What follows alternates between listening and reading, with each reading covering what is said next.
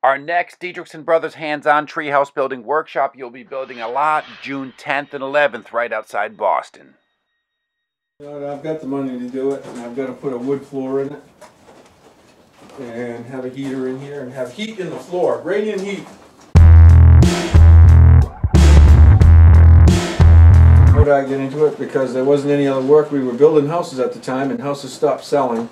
And so that's all there was to do, is people were tearing down old buildings, and I started collecting the wood. Because I was a carpenter and I would make stuff out of it, then I started to sell it. And that was like 25, 30 years ago, just selling the salvage wood, and I've been doing that ever since.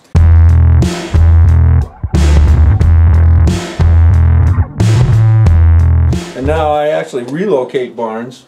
See, this is a new barn that I build, and I build a lot of new barns for people, but we incorporate the old wood in it. Gives it a real better look, you know. Then it's not like everybody else's new barn, it's my own. Look at the big posts here. This is salvage material. The workbench is salvage.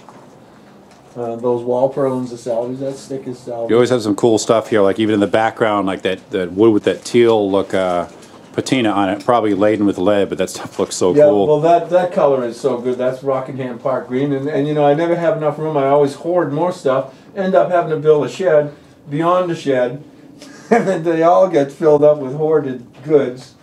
But I'm destined to make this a good workshop for next winter. Phil, how'd you get into the bars here? I mean, this is like a very specific niche you have with the old cars. Well, you know what? I like everything from the 30s and 40s and old cars, and it happened that I did my first one when I was at a barn in up in New Hampton. I was taking that down, and lo and behold, in the yard was a 1955 Chevy, and with the Sawzall, I cut the nose of that Chevy off, and that was the first one that I did. So it was I got the parts free, and so with that I said, well, I got nothing to lose, I'll try it and make a bar out of it. And lo and behold, it did sell. And so after that, you can't always count on finding them, although I have found some in the wilderness and in my travels. A lot of times I have to go to the antique auto flea markets, which I love to do anyway. And then I scrounge the area for parts that, you know, not quite good enough to put on a car, but good enough to make a bar with. Like this piece. Actually came out of Worcester, Mass, and somebody had already cut the nose of that truck off. And it was kind of rusty and in falling apart condition, so it didn't command much money, and so I decided to get it and turned it into this wonderful 1940 flavored Dodge bar. And this is one piece of wood on the top. This was just an old board from Newburyport. It's got the spill rail and everything, so it's this is nice. It's actually ready to go, and I have others too. I mean, we've got the other one here built out of a Federal truck. This is a 1938 Federal grill with some found brass lights, and because these didn't have the lenses, they were like $10 each for those cans. And I've had them. I was going to make again a house fixture with them, but turns out that they were mates, so I brought them out here and used them on this. And I've been using these strap hinges on the front to keep it like a breadboard end. And if you look at the back too, the back is well appointed. You know, I mean, this is what you want, a display. It's a vending. It's a sales thing, sales pitch. So yeah, Barley. Make your squirrel. He's Barley. nice, yeah. Barley.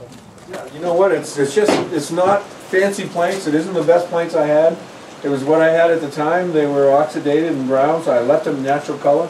And the longer it's been on here, it seems it's found a good home for itself. You cut this one in a different fashion. You got a grill, but you also took the top of the hood and it's kind of tilted upward. Yeah, well, there's a hood half on each side. There's 1954 hood truck, half of it here and half of it there, and that's a 1937 Chevy grill.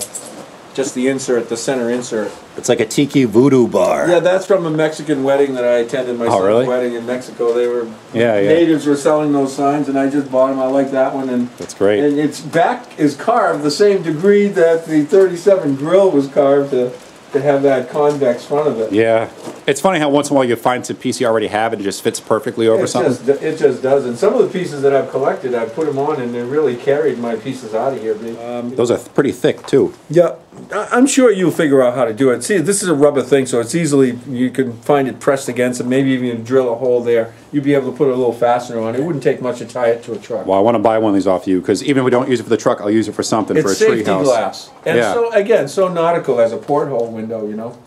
And so if the kids do break it, I think it's safety glass because it was in a food place, so it falls into crumbles. Sold.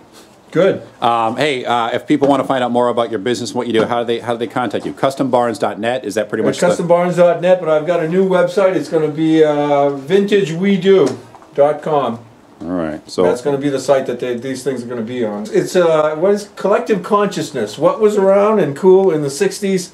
It's come back around. That's where we're at. Full We're at circle. mid-century modern and going for for the 20s. The 2020s are going to be mid-century modern, I think. well, thanks, Phil. I love visiting because every time I'm up here, you always have something different. Yeah, I'm kind of going to the rocket theme, and I'm looking forward to it because what do you know? A broken wooden barrel looks like that, and so I'm going to try to mix hillbilly and rocketry all in one bar too.